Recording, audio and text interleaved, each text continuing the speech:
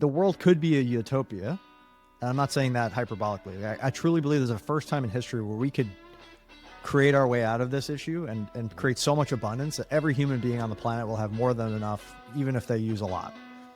So it's not universal basic income. It's like money doesn't have meaning anymore and everybody has a very high quality of life. All of the problems that you set out to solve are actually solvable, but it's not going to be with more people and more headcount and more burnout and more late nights. It's just not. You gotta up your game and start thinking in scalable systems. If you don't have an AI/robotics enabled company in 4 years, you're not going to be in business anymore. Full stop. You heard it here first. Sorry. All right, Brad. So I'm kind of curious. When I look at you, you've been in all the masterminds. You've been basically in everything. We'll talk them all through. But if you were to, and now you're teaching people how to build these incredible systems that build leverage that was never possible before. If you were to start all over again, what's the first system you would focus on and why? Well, it depends on what part of my career you're talking about. I guess early on, I didn't have all the really cool tools that we have today, but now it's like every single problem is potentially solvable in our time that humans have dealt with forever. So let's talk about now then. And business owners specifically. Like I really geek out on SMBs. I had a meeting with my team on Monday. We kind of mapped out like some of the messaging for the new platform we're rolling out. Yeah. And one of the things that kept coming up is like, we're not really the 100 million person consumer app, and we're not really the $100 million enterprise app, at least, not in the current iteration. But what we are really is we're serving the people who, basically need us the most. Is like, they're not, I was in San Francisco recently, and I got to meet the people who create the AI, right? And the agentic SDKs and the MCP protocol and all this stuff. Mm-hmm. And yeah, they create that stuff and they publish it and then they donate it to a foundation and people adopt it, but it's mostly open source. Mm-hmm. There's nobody really championing it for small business. So like all this AI amazingness that business owners desperately need, they're still using chatbots that are built for consumers. There's no real great business use case. To answer your question, I think I would focus on the thing that works in the real world, the hard work, the smart work, the flow work. Like what is an actual value adding process in the real world? Whether that be a sales process, a marketing process, an operational process, a delivery process, and then finding a way to take humans out of the loop. And that's not to say that humans aren't valuable. They just shouldn't be doing repetitive crap that an AI can do. They should be humans being, not humans doing, right? So early in my career, it was like learning that it's a real problem to cross over the 10 employee or contractor threshold in a business. And people who solve it, they tend to solve it. And then they get to 30, 50 and they go from there. But people who can't solve it, they keep getting beat back down. And it's really hard to scale your business. But now, not so much anymore, because now we have like actual leverage tools that can go from, if you get an AI to do it, it might take you 25% more time. Yeah. In the initial run, but then you can leverage it times 1,000 times 1,000,000 theoretically. Like it doesn't, That's right. It doesn't have a limit. Whereas more humans equals more complexity with humans and more drag with humans and more human beings doing human stuff. Actually, like what you started with the whole San Francisco trip and kind of seeing where, I guess the focus is with AI, right? And like most of where the money flows and also where the attention goes. I got distracted because my dog ran in and she was squeaking and you can't really hear it, but I kind of lost the thread of that story. But the point of that story is somebody stood up during this, and it was mostly devs. So I understood about 70% of what's going on. I'm a self-taught full stack dev, but not like classically. I never worked at a big company. So they're answering questions and I was really curious. This one guy stood up and he's like, hey, if you could do X, Y, and Z, and he's talking to the guy from Cloudflare, we'd give you $100 million a year in business. And he says, can you do that? I says, yeah, we'll get right on it. They're like, is that easy? Like, yeah, that easy. $100 million, we're going to drop everything and do it. And it made me realize like, oh shit, like they're not actually incentivized to solve the problems in the middle market. It's like this trickle down thing, but the innovator's dilemma like mandates that these big ass companies, it's hard to steer those big ships. They're trying to solve $1 billion problems and raise tons of money to build data centers and just really go all in on their core prop. Right. Yeah. So the reality is like somebody needs a champion who can cross the divide. These small businesses need a champion who gets their pain, who's been in it for 20 years, who's talked to tens of thousands of different business owners and seen what works and what doesn't.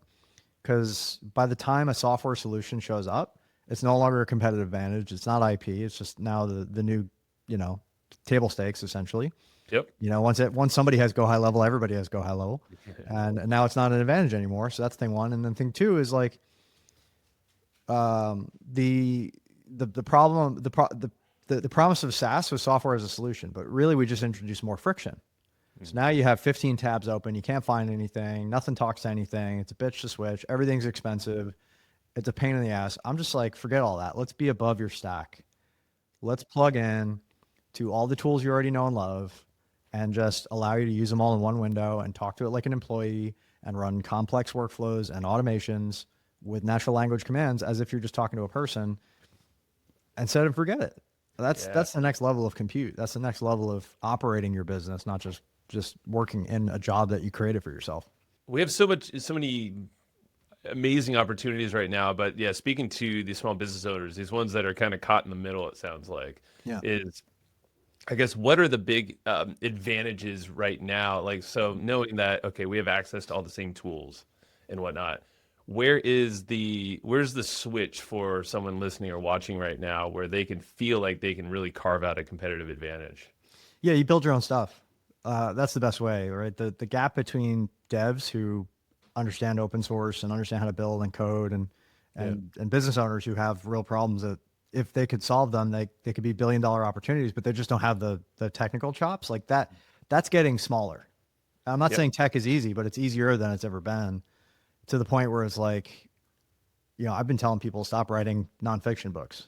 AI is going to ruin that market. It's not going to happen overnight, but like, why would you read a nonfiction book to get 2 nuggets maybe, or 5 in a great one, and then 400 pages of fluff and stories that don't actually add value? And you could just ask the internet essentially, hey, this is what I want to know. Teach me how to do this.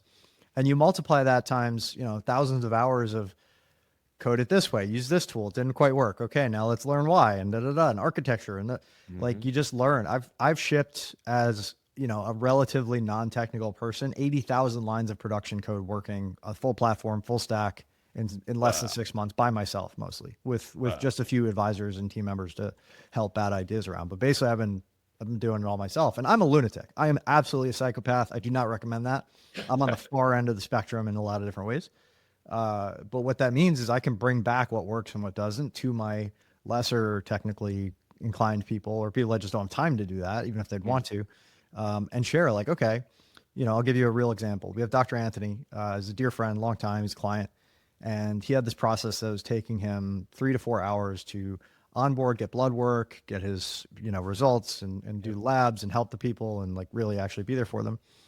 And he was the only person who could do it in his whole organization. Then he enrolled 30 clients at one time. So you start doing the math, that's 120 hours of work. He was going to have to just eat it, and just do it. But with AI, we broke it down into 4 steps. We designed the prompts in the system, and then I actually coded him an app that essentially could get that result better than he could more consistently in about 5 or 6 minutes.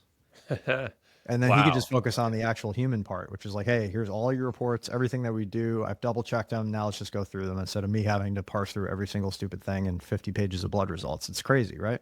And now any member of his team can prep that and send it to him. Yeah, man, that's incredible, because like, so someone's probably listening right now, and I know I am, is like 120 hours. You just condense that by using what you said, into less than an hour of prep. Yeah, exactly. So, and anyone can do it. Well, and it took me about 3 hours total from end to end to like extract all the knowledge, train the AI, code the thing. And now it's not going to win any design awards, but it's a functional app that anybody in his team can use. And now that's IP that can go along with that business. A couple of things I wanted to like double click on here is like, yeah, I think now we're in this world of just build it quickly. We all have the tools to do the thing. You have, we'll list out some of the tools, I guess. Like, what are the no code tools that you would typically? Yeah, I don't believe in no code. I don't think that's realistic. I believe in code translation. So this is what I believe in. You could take high school Spanish for 4 years, go to Spain, not be able to order coffee. True. Or you can go with a local guide, and day one, you say, hey, I want a coffee. They say, okay, great. Come to the cafe. Cafecito, por favor. You get a coffee. Cool. And now you're like, oh, that wasn't so hard. I could do that. Right. Yeah. Because you take the mystification out of it, or I don't know what the right word is. You mystify the process. So with code or anything else, it's like you've been learning systems and how they work your whole life. Yeah. Everything that you do in your life right now is a system you had to learn, from driving to going to the store, to paying your bills, to your mortgage, like all this crap that you kind of didn't know and now you know. And it's like, once you know it, you kind of get it, right? And you understand what questions to ask and what's right and what's wrong and what makes sense and what doesn't. And you just get better and better at like asking questions. And the more I do this, the more I see the whole world as a collection of systems that were designed, to quote Steve Jobs, by people who are no smarter than you. True. They just kind of defaults worked at the time and they haven't been redesigned in a while. And now you get to come and redesign them if you so choose, because there's, like I said, all the physical world is really made up of, physical and digital world is really made up of problems to solve. Yep. And stuff that kind of works, but not 100% and not as good as it possibly could be, especially when you consider we have new tools. And that's why you said, like, we get to redefine this now and recreate these for tools. The first time in history, it's like leaps and bounds of possibilities and different. So like the world could be a utopia. And I'm not saying that hyperbolically. I truly believe there's a first time in history where we could create our way out of this issue and create so much abundance that every human being on the planet will have more than enough, even if they use a lot. Yeah. So it's not universal basic income. It's like money doesn't have meaning anymore and everybody has a very high quality of life. Because there's just so much. It's like irrelevant to have. Break that down a little bit more, because like your thought pattern, because I feel like this is where every economic system that's ever existed, because there's been a lot. We're currently in late stage capitalism, but there's been, feudalism and mercantilism, and some guy invented the stock market and some guy had the tulip bulb thing. And like, just, it was all systems that kind of at the time made sense and no longer do. Like, we don't use feudalism anymore because we have a better system. I'm not saying capitalism is the last one that'll ever be invented, but every one of them to a T have been predicated on the notion of scarcity. Every one of them. Yep. There's not enough for everybody. Therefore, we have to find a way to distribute this based on power, based on economics, based on value, based on a means of exchange, based on nepotism, whatever the F, right? And now, like, for the first time in human history, we actually have AI and robotics that could potentially create more abundance, food, utility, shelter, education, whatever, to make it so abundant as to be near free. Stuff that we just take for granted. Like, you plug the thing into the wall and the electricity works. And the electric bills aren't crazy. Like, most people can afford them. That's why most people have electricity in most countries. I'm not saying everybody everywhere. I'm not saying that, but I'm saying that there is a world where we keep driving this down and it only gets faster. And it's deceptive to people because they think linearly and they think locally. They don't think globally and exponentially, and they don't think how fast it's actually accelerating, especially as AI comes online and becomes more capable, and then robots right behind it. Oh, that's coming up like this coming year. Yeah, I think we're 2 years out before robots are everywhere, like humanoid robots that are really functional.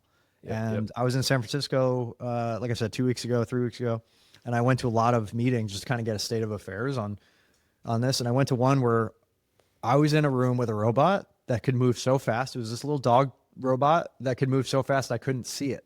Wow. Like tiny little. It was over there and it was over there. It was like, it was a little flit in my vision. Like if something flew past you and you just didn't quite recognize it. Wow. Like, I didn't have a mental model for that. And it moves like a dog, right? It moves its legs and goes like, but it's like, blah, blah, and it can do handstands and flips and all kinds of shit. And it's so fast, you can't see the damn thing. And I'm like, that's scary as shit. Yeah. I really hope we use that for good, because that changes the game. I mean, we're creating $1 trillion aircraft carriers that won't be done for 10 years, and already they're obsolete. Oh, absolutely. I'm like, 10,000 drones could be pumped out. Any one of them could sink that thing. Yep. Well, what's your take? Because, that's why I asked about like the economics. And it's funny, interesting you brought up robots, because my 6-year-old daughter saw some robots recently and saw the humanoid stuff, what Elon was talking about, and she was like, "That's scary." I'm like, It can be, yeah. It can be, yeah. And that's why I'm like, obviously, as a parent, that's kind of where I keep coming back to, is like, we have this inflection point. Correct. And you can put your head on the sand. You could do the ostrich thing. You let other people decide based on their values how this is going to go. You can talk about it West versus East. You can talk about China versus the US. But like, I think there's a non-zero chance that we could completely screw the world over and live in a terrible place or just end it. And there's a very good chance, actually it's a very highly likely chance, based on the distribution of what I would call positive sum values across the world, that this ends up being a really positive thing. But you need people who have wisdom to guide this. They can't sit on the sidelines. You can't be a business owner and say, I'm in for a penny, in for a pound. Just say, oh, well, I make my 200 grand a year and I'm good. It's like, why'd you get into business? You didn't get into business to like survive or just have another No. job that you got to manage. It's like, no, you got in a business to thrive and solve problems and help people. It's like all those things are more possible now than ever Yeah. because you can train an AI or a robot to do something and then it can do it times 1,000, times 1,000,000. Whereas if you train a human, good luck. Well, and then you're dealing with emotions, you're dealing with egos, and all this other stuff in the middle that muddy the waters. Yeah. Well, I don't see it as replacing humans. I see it as augmenting humans. Yeah. Let's give all the humans most of their time back and let them do more human things and focus on the next version. What's the shift? Because yeah, it's a mental shift that we get to make for ourselves as humans during this whole phase that most people have no clue it's even happening. So I think there needs Yeah. to be an awareness happen. Hopefully this is part of it, but there's other podcasts and shows starting to do that. Diary of a CEO, and it was putting out a whole bunch of AI related episodes that Yeah. is getting more mainstream, which is great. But what's that? Yeah, what's that mental shift? It almost sounds like more creation and value People add. think this is a topic and they think it's niche and therefore they think they can ignore it or it's somebody else's problem. Correct. This is, as Elon Musk put it, love him or hate him, don't bet against him. This is a supersonic tsunami that affects every industry top to bottom. People say, oh, what industries you focus on? All of them. Because industries are kind of a cute relic of a bygone era. It's like everything affects everything now and everything's being enabled by tech and tech's only getting faster. Yeah. And I'm talking to guys who install garage doors and work on elevator contracts. And I'm talking to high tech people and all these different people, they have the same problems. Yep. They all need an offer. They all need to sell it. They all need leads. They all need operations help. And they all are going to be affected by AI and robotics sooner or later. It's true. So they get to choose, right? Hey, am I going to lead this shift or am I going to follow it? And following it is a sure path to death. You have about 4 years. 2030 is the inflection point. If you don't have an AI/robotics enabled company in 4 years, you're not going to be in business anymore. Full stop. You heard it here first. Sorry. So get on the train or don't. But it's the thing. Yeah, we have the choice to do this right now. And yeah, I kind of want to go back to like what you said, start building your own stuff. And so you do this with Optimus and I'd love for you to break that down because and then also, but I also want to walk people through, I guess, the mental model of like how they start to do that. Like kind of like the doctor that you're working with. 120 hours was like staring him in the face. Well, and there's 1,000 other doctors that have that same problem that just aren't my client yet. So I could give them that playbook because we already did it for Dr. Anthony. Why not for you? And you'll have a million questions as to why and how do we, make sure it's good. And yes, you can keep a human in the loop and HIPAA and all that crap. We can work through that. But yeah, the reality is like, you can't ignore that he is now 99% more efficient and getting better results for his clients and able to bring on 30 clients at one time without it being a nightmare. So yeah, like how does someone, if they're listening, watching, like how do they walk through that kind of process, maybe for themselves or their team? It's really 4 steps. And this is kind of going behind the curtain a little bit just to give you a sense. But, I do this thing. So there's this thing going around called vibe coding where people like, go in a room and like put on some music and just like tell the AI to build stuff. And you'll get kind of diminishing returns on that. I think after a while you need to get serious, but to build like a single function, one purpose app, that's pretty fun and pretty cool. And I recommend you do it or just stick up a website. It won't be the best website, won't be the best app, but it's like something cool that you can do. Then I was like hearing all this chatter about people who are like, I'm going to vibe code $1 billion business. I'm like, fuck you are, right? Excuse my language, but like, the likelihood that some dude in his mom's basement with no distribution and no business sense is going to go build the next $1 billion thing is just laughable, right? And even if it was true, it sounds lonely, boring, and shitty. I'm like, well, I kind of want to do it with all my friends so we could all get better, faster, and keep each other sharp. Iron sharpens iron. It's kind of the point of a mastermind. So I'm like, I'm going to approach this from a new angle. I call it tribe coding. Okay, I like trademark tribe coding, right? So now we're all building together. We're all learning from each other. What's the best ways to do it? We hit roadblocks. We help each other work through them. Like just recently, I was running into the problem of my project was getting too big for AI to keep it in context. And yeah, there's different AIs with different size context windows, but not all of them are good at code. So like of the ones that I wanted to use, I could only really focus on like a narrow subset of a particular app. And then I had a breakthrough. I'll just share one. I've had many, but I was able to design a system by which AI diagrams the system as is so that it could use less context to understand the different components of the system before it went in and made changes. So instead of having to start from scratch in every context window, which is still a problem of AI, you get 200 tokens, 200,000 tokens and you're done. now in like 10,000 tokens, it can get up to speed, know where all the components live, and not have to do any searches. It could just look at the diagram, and at the end of it, it can update that diagram if there's been changes. Smart. So like that one little thing, I'll just share my screen real quick to give you a visual what that looks like. If there's people who want to see it, changed everything. It's, you know, you got to look for these little bits that make everything different. And this is great for vibe coding, right?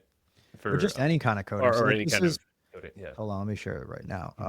Can you see this screen here? Yeah, it's popping So up. most people won't know what the hell all this means, but this is like a main function of my app that's like architecture, and there's different phases, and it goes through different files, and it's just basically like a decision tree for the app to be able to be like, okay, here's what's what and where it all lives, and then AI doesn't have to go through each time and figure it out. And I can do that for main components. Basically, it's just like it's an innovation. Yeah. I'm working within the limits of a tool. Obviously, this is not day one stuff. Like, I've been at this for a while, but it's valuable for me and then anybody else I work with, because AI can't really read a Miro board. It can't really read a whiteboard the way that I could. Like, my handwriting's terrible. So like, I just found a way for it to design its own map that is also useful for me, that now we're both on the same page. Sure. And I can just go to the specific part of the app that I'm working on, and I got a map, and then we update the map over time, because the map is not the territory, but it's a hell of a lot better than, you know, if you have enough maps, you can approximate the territory, I guess is a better way to put it. And if it's made in the way that the AI can read, and of course that it's, you definitely need to organize all this information. And my brain goes to like, what do you use to organize all of these different files to make sure that it's referencing that in the most updated form? Right, because you're going to burn, well, and then it gets it wrong, and then it fixes the thing that's not actually the problem. Correct. And then you created another problem, because now you got a ghost you got to chase down later, because you don't know all the cascading effects, especially when you get to a complex app. Like, if it's a single function app, fine, it either works or it doesn't. But when you get into a platform level, like it can be a nightmare. So anyway, the reason I'm sharing that is it's a more complex example that people are going to be like, holy crap. But I don't want you to get intimidated by that. The reality is, I show people very basic tools that all of a sudden now they're putting up websites and apps in minutes, that they vibe coded themselves, tribe coded themselves, and then they can iterate. But it's a new paradigm that they didn't have before. The old paradigm is, I got to wait for somebody who has technical knowledge and expertise. I got to find the right person who I can trust, who isn't going to cost a fortune, who actually wants to work on my problem, and then finally manage that person to success. All of those things are breakpoints that don't work. That's right. And I have countless stories of business owners trying to hire devs to build whatever, that it just never gets to fruition, or they spend a ton of money, and then it's a pain in the ass to maintain, and more money. And it's like, you would be shocked at how many people I've talked to that have spent $500,000 to $1 million on an idea that's never seen the light of day. Man, that's unacceptable. It is. It's like, why wouldn't you take a few hours and see what's possible by yourself before you go hire anybody? Because at the very least, you build an MVP, you build a little prototype, and then you bring it to the devs and say, make this nice, make this pretty, make this scalable, make this whatever. But here it is. This is the way I want it. And see, that's a beautiful, like, what's accessible to everybody right now, and I feel like a big gap is this mental model of just start building stuff. Like, you don't have to wait for anybody. No, there's you no literally permission just anymore. Use your voice and start. Yeah, well, and I'm here as a Sherpa to guide people, because as unsexy as this is, everybody wants to know the prompt that's going to make them $1 million. Like, we do that too, fine. But you know, I think the fact that you can now build stuff in physical and digital space, and automate stuff in physical and digital space, changes the way that we're going to approach business. It's not going to be who can grind through and hustle harder, and you know, there's just, that doesn't scale. It's going to be, or hire the most. It's going to be who can design a system that scales, and then get AI to run the system. So you have to find what AI can do and what it can't. Yeah. You have to figure out the right tools in the right order and the right sequence. And yeah, it's a little bit more work up front, but you've already got a bunch of processes in your business that already work, or you wouldn't be in business. Now it's taking those and updating them for 2025 with the new tools. Back to, you were saying there's 4 steps where, you know, it's kind of peeling it back. I don't know if you went through those 4. I don't know if I caught them all, but kind of like, if you have, you know, a process in mind, something that's just bogging you down. Yeah, totally. So plan, prompt, produce, polish. Ooh, okay. Right. 4 P's. So the planning is like, you know, whiteboarding, you choose your tech stack. I help people guide through this. It's basically just like, here's our best hypothesis about how this could work. Cool. Right. And it's taking your actual SOP, and it's mapping it to what's the new way it's going to look. Then, okay, you're the expert, so you're going to need to build the prompts, but it's pretty easy because AI can prompt itself. So really it's a function of like, what are the inputs? What are the outputs? How many examples do we have? Let's say we have 5. I think 5 is a good number. So I know what the input looks like and I know what the output looks like of the system we're designing. And then I can give that to AI and say, here's 5 examples of before and after. Go make prompts, as many as possible or as few as possible, that allow us to transform A into B. And it goes off and does that. And then you go and play with those prompts manually and you say, okay, it got it or it didn't, until you're really happy with the output. That's what Dr. Anthony did. He took it for a couple of weeks. He did it manually a bunch of times. He's like, okay, this is bulletproof. This works. These prompts, not too many, not too few, right? Yeah. Because the more you give AI to do in one shot, the worse it does. You have to break it into a number of chunks that it can do very reliably, consistently, that one feeds into the next, And hence that map, right? Like, so you have, okay. Yeah. So it's like every single one of those. And that was more of a code specific example. This is more of like we're still working with Claude. We're still working with GPT. This is all stuff that you're probably familiar with already. Okay. Then we're going to produce code, which actually runs that process. So we're basically taking the training wheels off. We're getting past the prompts and we're saying, okay, now let's build that into a process where it can't mess it up. Because a prompt is probabilistic and code is deterministic, although you can have probabilistic elements. A prompt allows you to have flexibility within the model and have intelligence pick the best thing, but it can produce hallucinations and errors. It could just decide not to do it. And that can be a problem depending on what you're doing. But code, like if I just give it a JSON script, for example, you have to execute it this way. So that's the produce phase, is like we're going to actually turn that transformational process that we just outlined, that we know works, that AI can do, into code that it can't mess it up. Yep. And that could be a mix of code and prompts, and there's other ways to do that. But then we're going to polish it. So like, okay, we've built the plan based on whatever was working already. We've prompted it, we've produced it, and then we polish it basically saying, hey, I want to have enough edge cases thought through and figured out where, this is a working thing that'll get us 95% of the way there. And then we have a human in the loop just to make sure we have high quality. But you basically took a multi-hour process and turned it into a multi-minute process. You took something that one person on your team can do and made it so anybody could do it.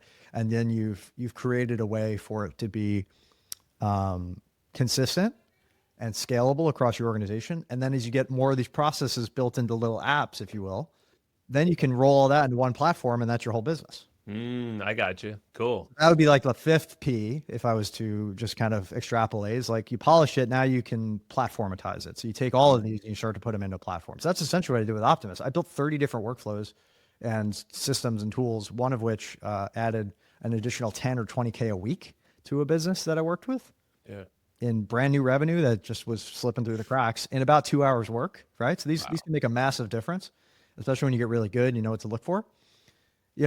I've taken stuff like that. So like the massive amount of money made, the massive amount of time saved, and then this multiplies because now you're getting more money and time. You have more time to focus on what else could I do? And you get excited and enlivened by this possibility. And you're like, oh crap, and it doesn't have to happen 0 to 1. It can happen 40% better, 50% better. Like it's all time and money that you're getting back or making more of.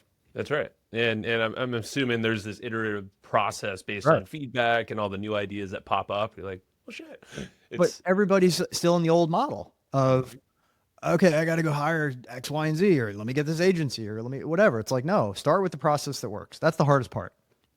Find a process that works. Find something that if you did it 100 times, it would have enough of a success rate and create enough of a profit or enough of an impact to want to do that. And then, get past the idea of, oh, I have to do, or a person has to do that. That's not the point. You need to find something that works first. That's the hardest thing you're going to do. That's 80% of the work. If it works, it can work at scale. Yes. Even if you have a 50% success rate, but you can do it 250,000 times, well, it's going to work 125,000 times. So you got to get out of your head of like, oh, this isn't perfect. Like good enough is good enough. And then we can work on scaling it and getting it better. The better you can get it beforehand, great. But like, I don't want to slow anybody down because the reality is even if you took a kind of piss poor process and just made it better, by automating it and leveraging it, it would be ultimately you get more out of it. You're more consistent. Yeah. And more things show up and having human in the loop, talk about that. Like, are your thoughts on that? Because that's, especially in these early processes, a human somehow still have an oversight over this, or at least during parts of it. Yeah. And if you think about it like a diagram, it would be input, output. So one side, then the other side. In between is the transformation. That's like the app or the code or the prompts or whatever it is that we use to get from A to B.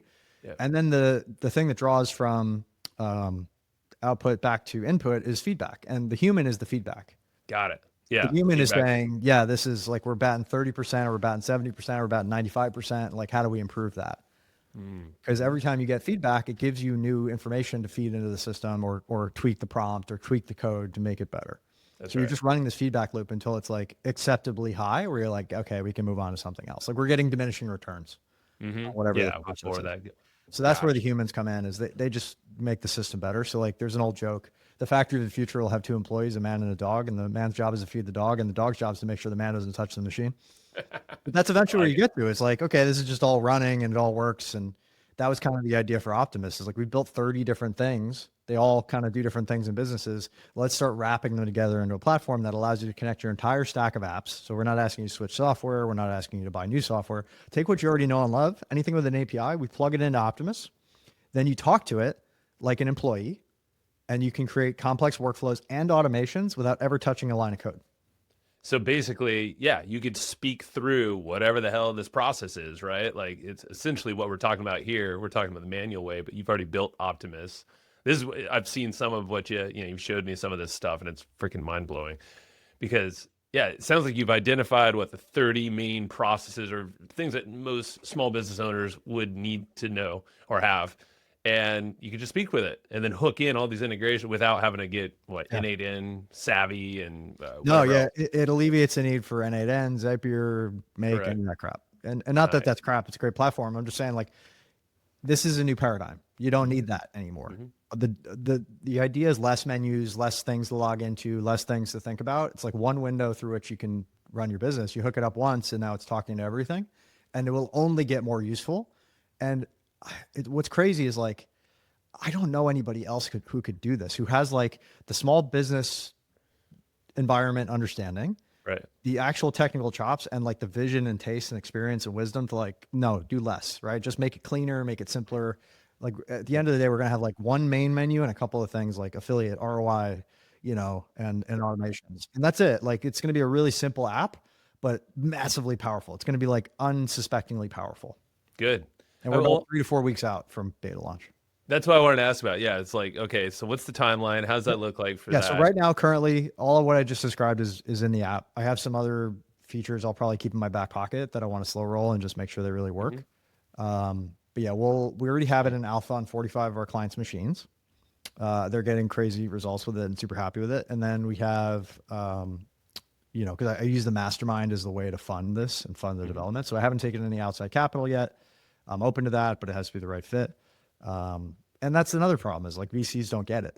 They're Right. thinking, is this a 100 million person consumer app, or is this $100 million enterprise app? And they don't really Yeah, care they're if it's in going with between. the big boys. Yeah. Yeah. This is a real opportunity for somebody who really gets the pain of like 2 to 10 employees, and maybe up to 15. Yeah. Like that's hard to get past. And if you get past it, you're not thinking about software anymore because you've already hired people that deal with that crap for you. That's true. Well, this is what's so cool is like you said, it funds with the mastermind. So I wanted to definitely highlight your Optimus mastermind because I think by the time this goes live, we will have already done some gone out to Phoenix and hung out with you and the whole crew. But describe what you're doing there, because you've been a part of basically every mastermind that Yeah. I know and way more.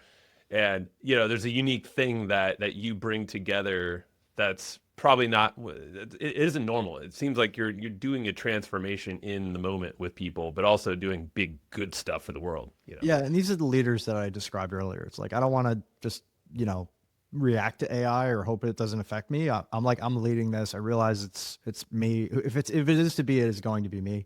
So we have Mhm. 32 businesses represented, about 250 million in revenue combined. These are typically business owners that have been in the game for 5+ years, some of them 25+ years. Like they're just all over the map. We have young folks, we have older folks. My oldest client is 72 and he's still crushing it. Nice. Yeah, and my youngest people are like in their late 20s, right? So it's kind of it's a mix. But the goal that we all have is like, we want to lead this, not follow it. We want to own our time, own our future, own our freedom, and realize like this is the first time in history we could go from a very small portion of your TAM to a very large portion of your TAM in almost no time, Jeez. Yeah. right? And really, your only bottleneck is going to end up being distribution or relationships.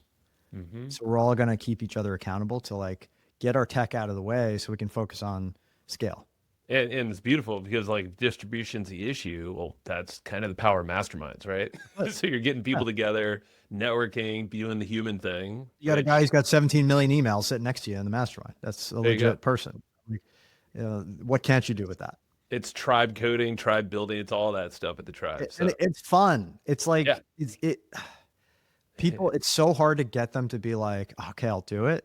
And it's like it just feels harder than it is. And then they start doing it. They're like, oh, that wasn't so hard. I'll literally be talking to people and doing trainings and coding apps in the background. yeah, I believe it.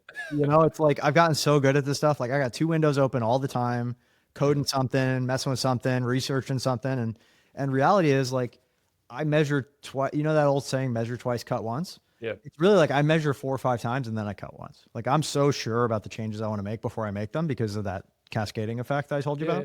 yeah, yeah. And by the time I actually make it, it's like it just requires a different level of thinking. But once you start thinking that way, it's like anything becomes possible. That's right. And that's what I really want to teach is the frameworks and thinking style around that. Of like, okay, where's the puck going? How can we skate there? And how can we support each other in getting there? And us humans, we're always so stubborn with the old way of doing things. So as long as we can break out of that old mental model, that's my big takeaway I here. tell everybody, listen, if you're capturing 1% of your TAM, I'll shut the fuck up. If you got a $1 billion Yeah, company, I'll shut up. Right. yeah. And if you're not, well, maybe you should come talk to us because we're on our way, man. And this is like such a perfect time for people to jump in on this mindset. Go over there, go I'll just shout it out, buildwithoptimus.com so you can see everything that Brad's doing with the group and probably with Optimus as well once that goes public. But Yep. it's crazy. I guess to kind of wrap it up here, Brad, well, is there anything else you'd want to shout out or ways that they Yeah. can contact you? I want to shout out to all the dreamers and the crazy people out there that like got into business in the first place. And maybe you've been doing it 5, 10, 15, 20 years, whatever it is. I've been in business over 20 years myself. Like Hmm. it's the hardest and most rewarding thing I've ever done. It's the most spiritually enlivening and growth oriented thing I've ever done. The sense of contribution you get is insane. Like just remind yourself why you got into this. This is the first time in human history that we're aware of that all of the problems that you set out to solve are actually solvable. But it's not going to be with more people and more headcount and more burnout and more late nights. It's just not. You gotta up your game and start thinking in scalable systems. And that's literally the only difference between you and these Silicon Valley companies. They're just thinking big. That's it. Tim Ferriss has said this many, many times before, and I might not say it perfectly, but it's like the reframe is what would this look like if it were easy? Yeah. And not feel like it has to be a freaking grind to do all this shit because it doesn't. And the first thing people, when I show them these kind of results, are like, well, then what do I do? Like, you work on something else. I don't know. Like, you don't have Like to be stop a working. human, like you said. I work Yeah. more than ever, but I'm building different things. I'm excited about what I'm building. And you're having fun. I think that's a big So much takeaway is fun, like, dude. if you, once, and I urge everyone, it's like, if you haven't made a graphic with AI, go to Nano Banana, like go to Gemini, go test some shit out. If you haven't coded something, whatever, there's all these, just start getting some practice, some hands-on experience, do it yourself. Don't talk about it or delegate it. Actually do it. Because then your brain starts to do this whole rewire game, and Yeah. who knows where it goes from there. And I think devs have had kind of the run of the world for a long time because it's so they're almost like wizards. Like nobody understands how magic works, but code is not magic. It's just language. characters on a screen. And Yeah. when you start learning what they do, and you don't have to know what every single stupid thing does, but you start understanding how to think as a machine thinks, you can Yeah. build as a machine builds and design things. Like literally anything becomes possible. It's just, can we figure it out or not? It's so damn cool. Yeah. What I know you've already talked about a lot of exciting things. So I like to ask this at the end, but it's like, what's one thing that's just lighting you up for this year to come, starting it out fresh right now? Yeah. I First mean, thing I'm getting like, into the platform game. yeah. I think all the most successful companies in the world are a platform of some sort.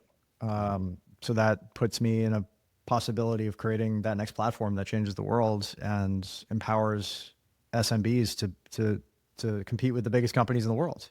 Solid. Because you take that speed and creativity advantage and you multiply it times millions, and all of a sudden, like enterprises can't keep up with you because they're too slow by their nature. It's like the difference between a DAO and an enterprise. It's like that whole conversation. Well, and it's literally changing lives. Like people who will feel it, the entrepreneurs in both time, wealth creation, their teams and families, all beyond. So This is the window. And freaking A, it's man. gonna be a messy middle, so you better lead it because it's gonna be for a minute.